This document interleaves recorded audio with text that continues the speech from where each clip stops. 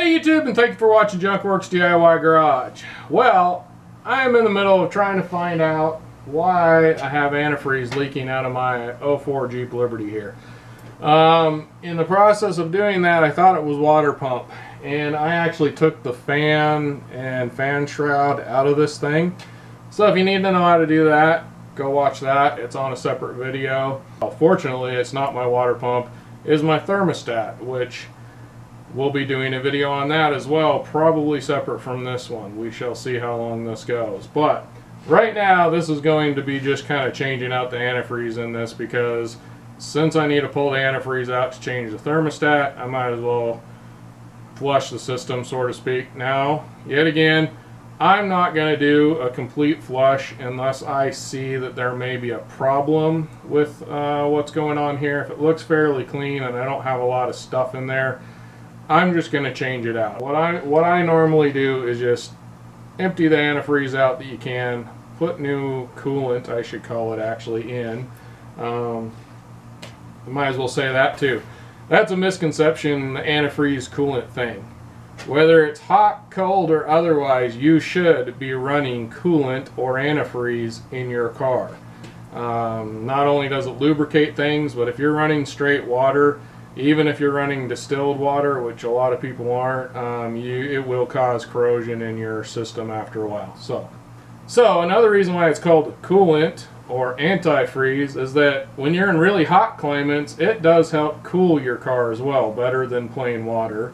And obviously, as most people run antifreeze because they don't want their system to freeze up in cold weather. That's what everybody thinks antifreeze is for, because it's mostly named antifreeze, but technically it is a coolant as well.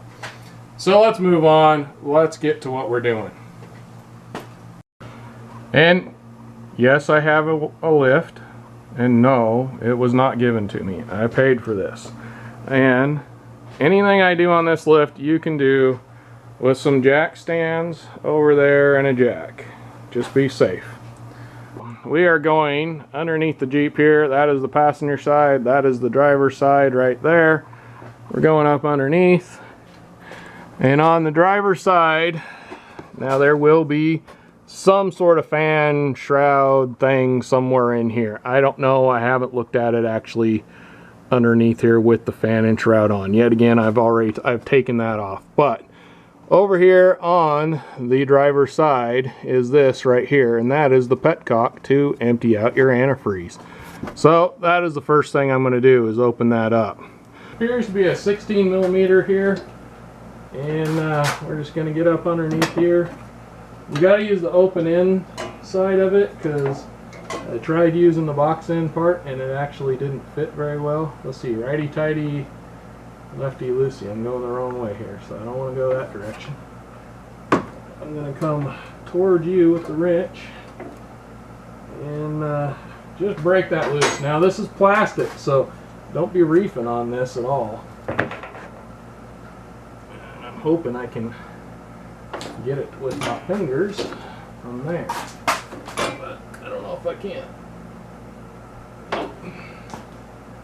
More wrench is needed.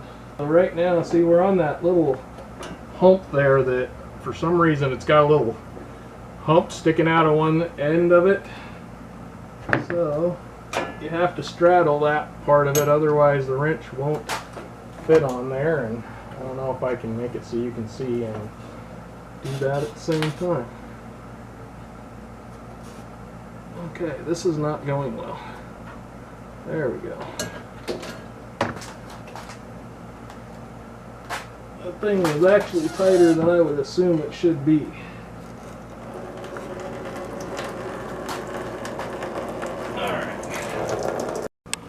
Alright. Now before we go and put this down, actually, I want to show you these block drains here. This is on the right side. Here's the oil, where you drain your oil at, oil pan here. Go right side, go straight up. There's a wire right here. And then there's the freeze plugs, or whatever you want to call them. That's what I was always told they were, even though that's technically not exactly what they're for. Whoop, and then I just pulled that wire out of there. That just broke. Oh well, not the wire, just the thing. But right there, at the end of my finger, there is a plug. Right there is a plug that you undo, and that should drain your water out of this side. And on the driver's side, where the shaft goes here, right up above that is your starter, and you have to pull your starter out, and it's behind that. That is, from the research I've done, this right here is the starter. Is a heat plate blocking the starter, but that's the starter right there. And from the research I've done anyhow, it's behind that. So I don't think I needed to do that. You need to choose on that for yourself. So I got the car down, and actually the cap is not on the radiator. It's on the bottle here. So we're going to pull that out. That should allow some of the airflow to flow better and allow it to drain a little quicker. Well, I didn't think you need to watch me actually pour antifreeze in, but in this car, I will say, I'm not sure if I said it before, actually reading in my book for this rig, this is not a sealed system. If you have a sealed system up over the radiator, which would be here, there would be a couple of pressure vessels is what they call them, up in this area right in the front. If you have them back on like this, on the firewall, it's just a regular good old-fashioned system, which makes me happy. But regardless, that is where you put the antifreeze in. You still don't have a radiator cap up here. Now, when doing that, you need to do your own research, but according to my book, this plain old works for everything antifreeze should be fine. It has the, what is it?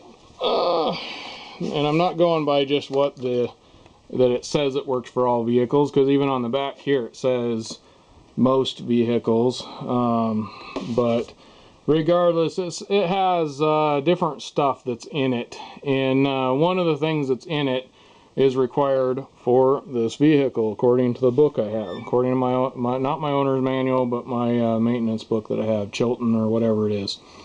But anyway, so I am going ahead and use this. Now, I also prefer not to buy pre-mixed, so I buy distilled water. And what I do to make this easier for me anyway, yet again, you need to do your own research, and when you're done with this, you need to test and make sure that it is going to work down to the freezing levels that you need it to. You need to, you need to do your own figuring out of this. But the way I do it, I put half of a bottle in, just dump it right in. Then I take my distilled water, fill this back up to the original or close to where it originally was. Then take whatever's left in here and dump into there. That should give you a 50-50 mix. And then this should be close to a 50-50 mix. So to top it off, I will take this, start dumping it into there. You just need to make sure you have a 50-50 mix.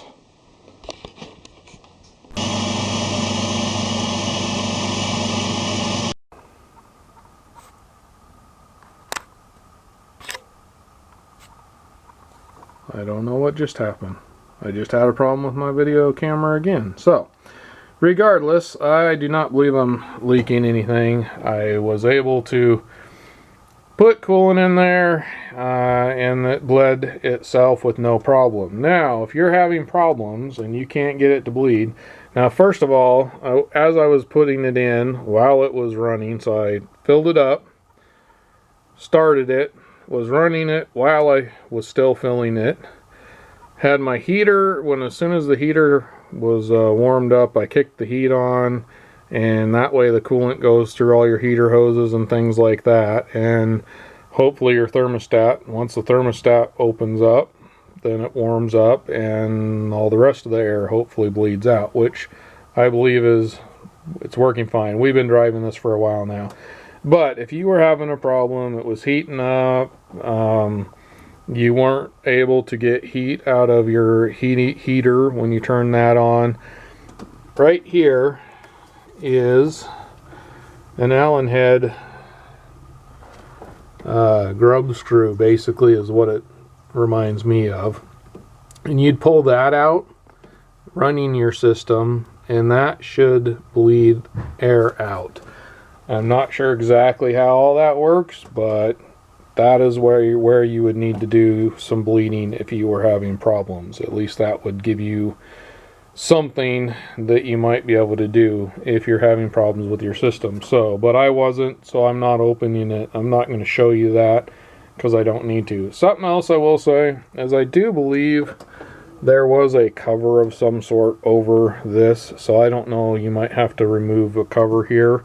I see there's some places where screws of some sort went in here, but it wasn't here when I bought the car, so I'm not worrying about it. But you may need to move something to be able to get to that. I don't know. Well, I'm all done with this. I have put the cap back on. I ran it for a while. It didn't heat up. It's not leaking at all. The fluids seem to be going where the fluids need to be. The heater's working perfectly fine. So all in all, I believe it was a decent flush. Yeah, I could have pulled those pieces out of the block, but that fluid was, it looks like somebody's done it fairly recently. I probably really didn't need to do it. Had I not needed to do the thermostat, I probably wouldn't have worried about it, but I needed to, so I did it. So there you go. If you really see a lot of rust buildup or sediment or really dirty looking fluid, then yes, you should probably pull those caps out of the block and drain it completely.